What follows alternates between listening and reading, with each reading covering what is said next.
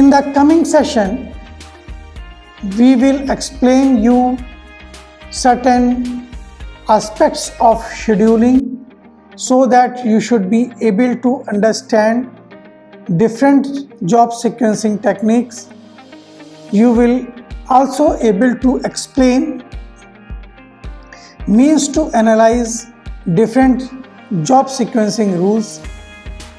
You will also describe how you will control the shop floor and the various approaches to plan and control the production process.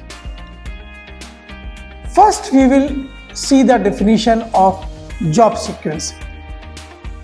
Job sequencing is the procedure by which the jobs are placed before the machine for their processing.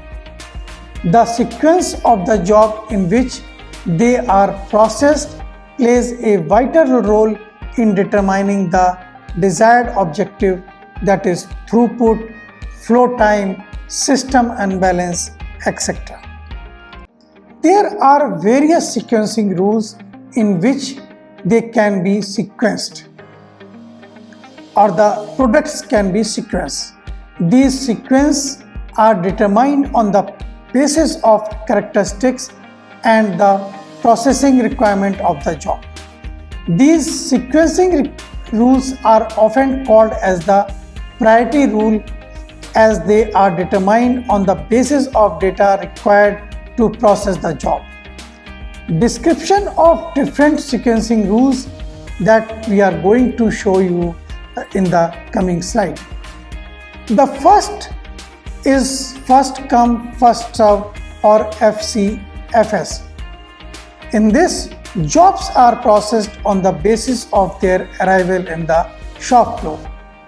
The second one is shortest processing time or SPT. Jobs are processed according to their process time. That means jobs having the least processing time requirement is processed first. Another type of job sequencing is earliest due time or EDD. Jobs are sequenced on the basis of their due dates requirement, where the jobs having the least due date is processed first, followed by the other. Slack time remaining, STR. Slack time is defined as the time within due date of the jobs minus the processing time remaining. The jobs having the least slack time remaining will be processed first. Last come first serve. According to this sequencing rule, the jobs that come later in the shop floor are placed on the top, whereas the previously arrived jobs shifted towards at the bottom. The processing is done on the same basis. Another type of job sequencing is the critical ratio. The critical ratio is obtained by subtracting the current time of the job by its due date and further divided by the number of working days remaining. The jobs having the low critical ratio is processed first. Random order. In this type of sequencing, jobs are chosen randomly for processing. Q ratio. It is obtained by dividing the slack time remaining of the job by planned remaining queue time. The jobs having the lower Q ratio are preferred first for the processing. Start time. It is obtained by subtracting the lead time of the job by its due date. The job having the earliest start time is processed first. Longest processing time. The jobs arranged according to their processing times, and the job having the longest processing time is processed first. The slack time remaining for operation is another. It is calculated by the following formula. The formula is given the time remaining before the due date minus by remaining previous time divided by the number of remaining operation. the jobs having the shortest STRPO are processed first. So if we analyze the performance and of the different sequencing rule, there can be various criteria for evaluating the job sequencing rule. Some of them are given: average number of jobs in the system, average lateness of the job, mean tardiness of the job, cost of the changeover, and the average flow time. For evaluating the performance of job sequencing rule, we have done a comparative study among some of the priority rule. For that, a single machine is considered, and that machine 4 jobs has to be processed. Now with the coming table, we have shown how you are evaluating the performance. For evaluating the performance, we are given a comparative study, and we will show the different performance criteria. For example,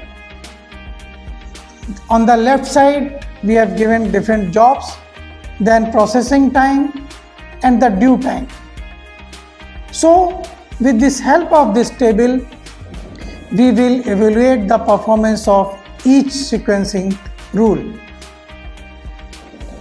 Friends, this table 15.3 will provide you the flow time under the SPT shortest processing time based sequencing.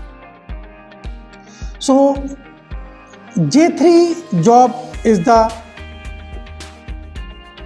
least processing time, so we have put at the top. Now the due date or the due time is 390, so we have a flow time as a 175. The second least processing time is for J1, the processing time is 220, so our flow time is 175 plus 220, that is 395. Third job is J4 with 245 minutes, the total time will be, flow time will be 640.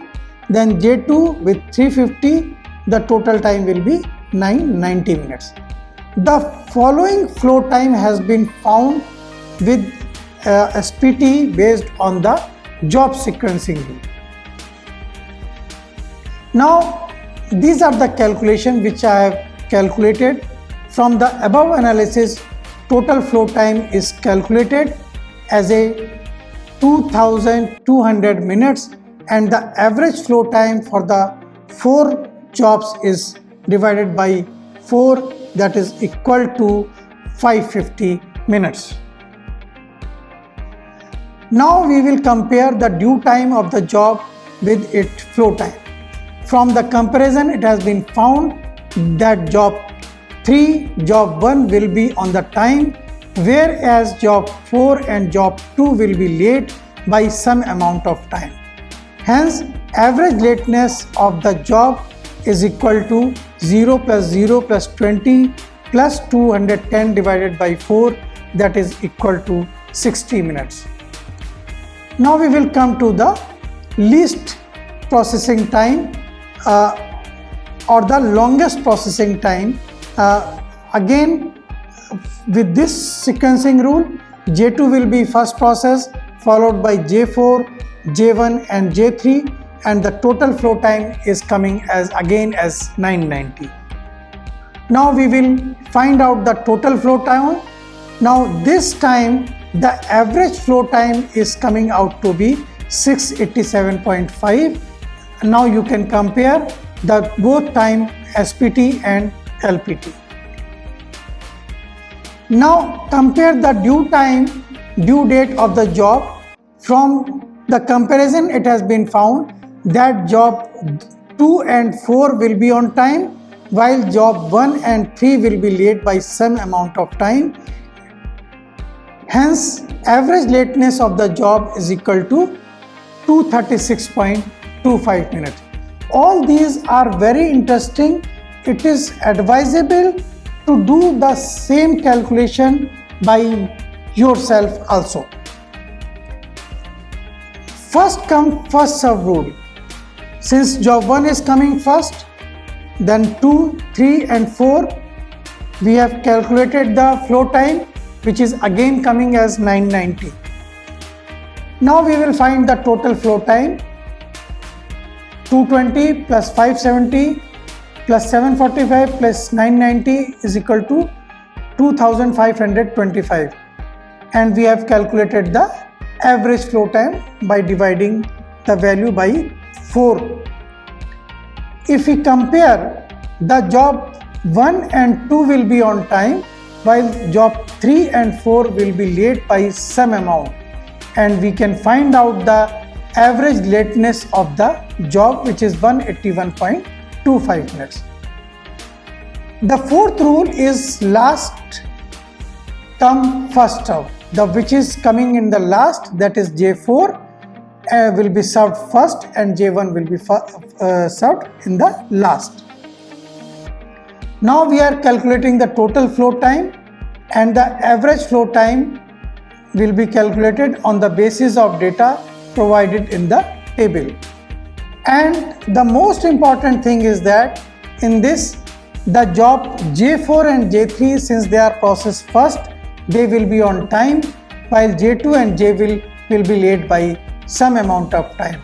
We can also find out average lateness, which is coming as 82.5 minutes. Now with fifth one is a random sequence that we can take any one. You will find from the last column that the flow time is increased. So average flow time will also increase because the total flow time is increasing because we are following the random sequence. Again, J4 and J1 is coming randomly, so they will be on time, while J2 and J3 will be late by some amount. We can also find the average lateness of the job, which is 373.75 minutes, which is higher than others. Now this table will provide the comparison of all the 5 rules. You have in third column total flow time, then average lateness. You will find that the first rule, that is shortest processing time, is the ideal one because average lateness is only for the 60 minutes.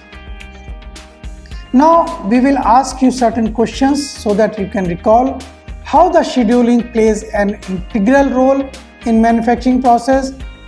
In what manner sequencing is similar to scheduling process? We have discussed various types of sequencing rule, so you should define all the rules with their characteristics, and you should take the previous example, slightly change and analyze the performance of each sequencing rule with the help of some example.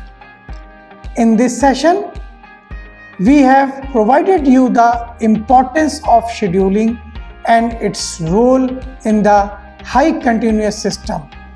We have also seen various planning approaches that we have discussed along with some improvement techniques. We have also discussed various sequencing rules, and we have made a comparison with the help of suitable examples. Thank you.